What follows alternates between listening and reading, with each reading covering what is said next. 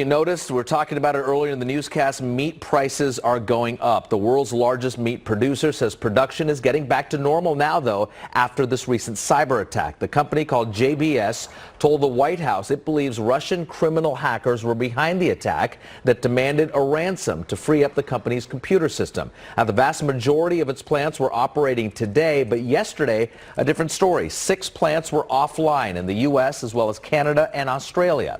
JBS supplies meat to places like Costco, Walmart, and McDonald's. The company believes the disruption won't drive the already high meat prices any higher. So last month we had that cyber attack that crippled our gas supply, mostly on the East Coast, and now this latest cyber attack impacting meat prices. So what comes next here? Let's bring in a cybersecurity professor, Ahmed Banafa from San Jose State University. Professor, thanks for being on the program with us. Can you just explain in layman's terms what happened, how this cyber attack happens, and how they're demanding ransom?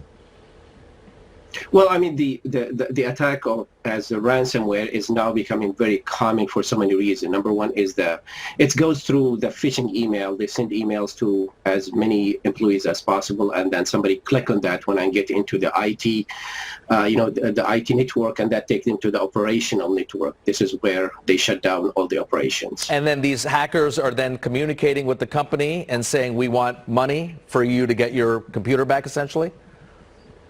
Absolutely, they encrypt all the files. They download the files. That will be the next level, and then they tell them, you'd like us to give you the decryption key. You pay us the money in cryptocurrency, and you have to understand that cryptocurrency gave another life for the ransomware because they don't have to use a real cash. You just send it as digital money, and they can catch it outside the United States. That's very interesting. How is this similar to that gas line pipeline cyber attack we saw just last month?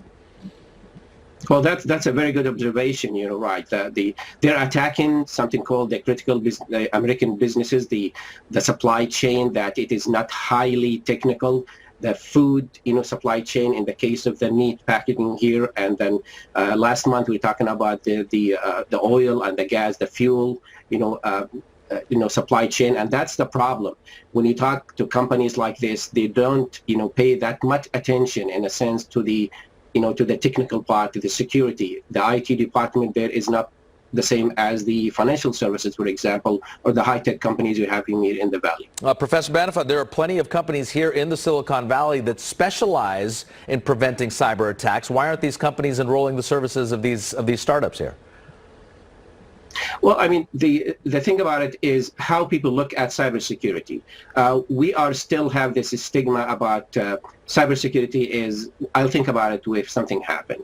And that is wrong, because you have to have the sense of security as ingredient of when you build anything. It's not like a second thought or a different layer you have to add it at the top. They look at it as an expense. I look at it as an investment. Could we be seeing more than that, whether it's from copycat criminals here or these same groups of hackers, presumably from Russia? Well, they know the way now, because if you remember that the Colonial Pipeline paid them $4.4 million. And this new group who attacked the JBS is called R-Evil. R stands for ransomware evil, and they are well known in this, attacking all those different companies that deals with the supply chain that has to do with the food. So the key thing is that they're going after the soft targets. They say, okay, so what's next? The water supply chain, the power supply chain, because you think how much protection we have for the IT, for those huge networks we are dealing with. So that's not going to be the end. We're going to hear more about it. Yeah, they did gas, now meat, and like you said, perhaps water and power. As we wrap this up here, a critical piece of advice that you could give these CEOs of these companies? Well, I mean, invest in cybersecurity insurance, invest in the infrastructure of the cybersecurity. We are short by 500,000, posts for the cybersecurity. We're looking for more people to be in that field. The other thing is this test we do, the drills we do to make sure that we're ready just in case something happened like the ransomware.